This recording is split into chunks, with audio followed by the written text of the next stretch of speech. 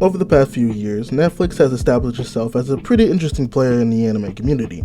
Not only has it gotten its grasp on a pretty decent catalog of anime, but has also put its own catalog as well.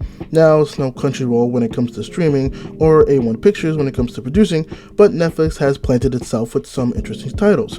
Some good like the wonderful Violet Evergarden and the sickly chaotic Kagegiri, and then you have its not so good titles in the likes of Neo Yokio and sadly Devon Sins.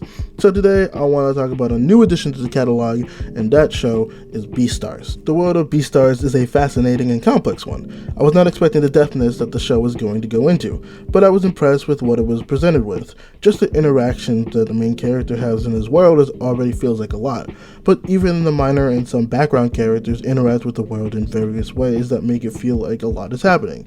The world feels so alive and involved with how they build their own society, having many different aspects of its own world interacting with other aspects as well. For example, in this world, both carnivores and herbivores live together in harmony. However, it is established that the carnivores are in fact the dominant ones in society. There is an obvious power struggle, but there is also a feeling of tension inside both of the groups as well, trying to determine who is better and who would be the right leaders to follow. Just that alone scratches the surface of what an anime can do in terms of world building, and there is so much more that this world explores when it comes to politics, morals, social structures, and what is deemed normal and not normal in society. But as we focus our attention more to the center, we see that the overall story takes even a deeper turn than that. The anime spins a story of overcoming the situation in which they were placed in and trying to get to a place where they can feel better about themselves and their role in society. And in a way, it's a very charming tale to show, but at the same time it's a little saddening, because when you watch, you are shown that even in society as corrupt and confusing as this one, where greed and hatred are spread to almost every corner, that there are those people who do want to be better people, not only for themselves. And sometimes those people keep their morals and even accomplish making some changes in the world and for the many people in society as well. However, it also shows that in reality, not everyone can beat the system in which they are placed in, and in many cases are thrown into the shadows that they once fought against. And what hurts but at the same time gives hope to some people watching this is that this show in a way is very reflective of the society that we currently live in right now. A lot of the social structures, challenges, problems, and various other aspects in that world is real in our own. But it is also a good thing because there are a lot of anime that can relate to you, but to just leave it at that. This show not only makes you relate to it, but makes you think about why you relate to it in that aspect as you reflect on your own life, your own flaws, your own strengths, and your own moral beliefs. The characters are remarkably interesting in this show, and it shows just the type of people and personalities that type of environment can breed. It is impressive the amount of different personalities they put into the show, and I feel they have yet to truly explore the different concepts of people they want to explore. They even gave certain smaller role characters some type of aspect that plays into the overall story one way or another, hence another example of this anime's vast elaborate world it has built. But out of all the characters that are interesting, Haru, Legoshi, Louis, and Juno, all of them have a complex love situation, the most interesting personalities, and the most interesting stories. These characters have beliefs in which they try to practice in their own lives, but certain character flaws get in the way of their moral compass. Legoshi is a character who is born as a carnivore, but acknowledges that the system he operates in does not favor many weaker herbivores, thus having him try to be not as bash and boastful as many other carnivores, but because of this, he does not usually use the position he's in into better work. This shows the challenge of how he can apply his own abilities and strengths to better those around him who may need it.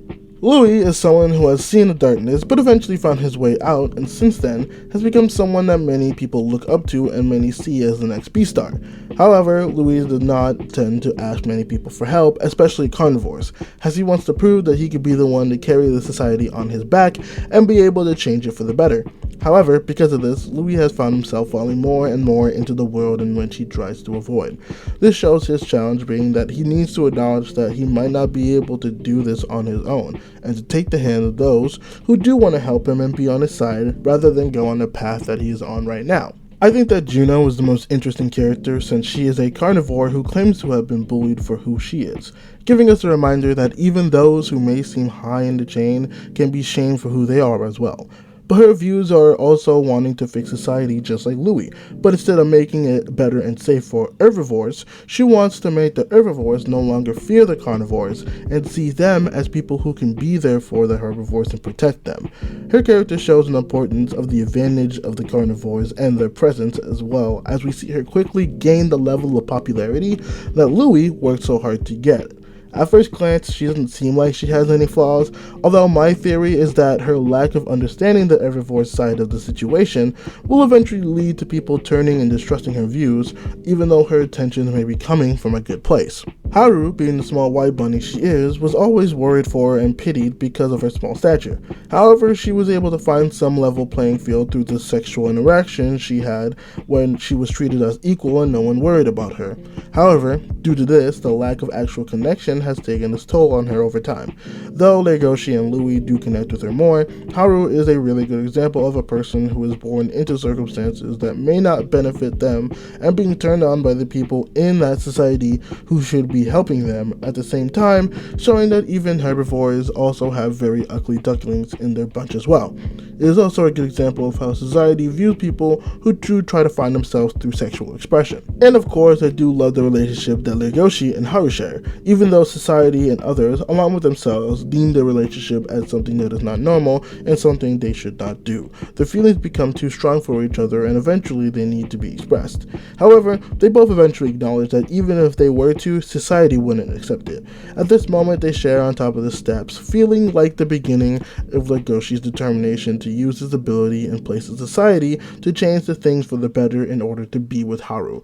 It is a sweet story of someone going against not only what they believe in, but their own natural instincts just to be with the person they feel so passionately about.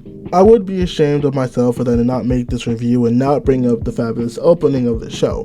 The song chosen for the opening works so well and is such a great piece of sound just by itself alone. As the opening, while it's not the flashiest opening out there, it is one of the most impressive. The choice to do stop motion is bold due to how difficult and how long something like that can be. But even with the little that they had, it's still good and such a lovely piece of media. My only real problem is how they set the bar so high on something like this. If they decide to go on a second season and it be regular animation, then I would personally see that as a massive downgrade.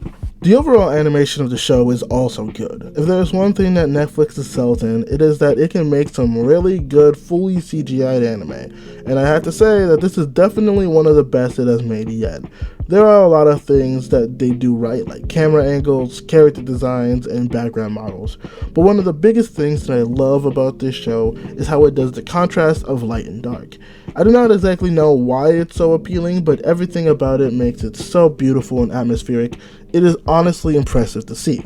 Another good thing is that it does use the overall soundtrack and silence really well. When they do play music, the pieces chosen really liven up the scene that they are placed in, but even some of the silent moments hits hard, as well as giving us a chance to really focus on the content in front of us.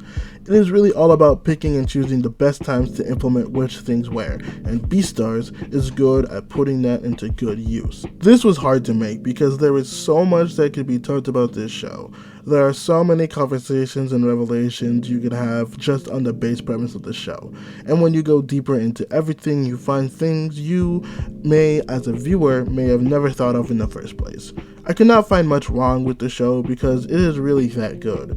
If you have the time, I would highly recommend watching this show if you have the chance to, because it is that incredibly good. I give Beastars a perfect 10. And that's it for the review. Thank you all so much for watching it. Of course, I know it's been a little bit of a while since I've actually made another review.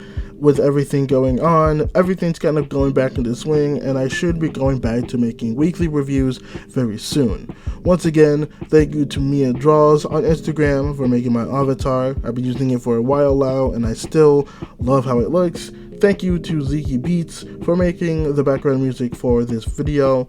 It is a great song, and go check both of these people out if you have the chance. If you want to go and check on everything else I'm working on, or just want to check on my life in general, go ahead and follow any of my social medias that are going to be below in the description. I am currently working on finishing my next album for my little mean rapper thing, and I'm also working on a few other projects, as well as trying to restart the Dweebs and Weebs podcast that me and my buddy Alex were doing, which a new episode will be coming out sometime this weekend after this video has been dropped. Once again, thank you all for the support and love that you give, and I will make sure to check out the next video. Subscribe if you want more, and I will see you all next time. I love your faces. Bye-bye.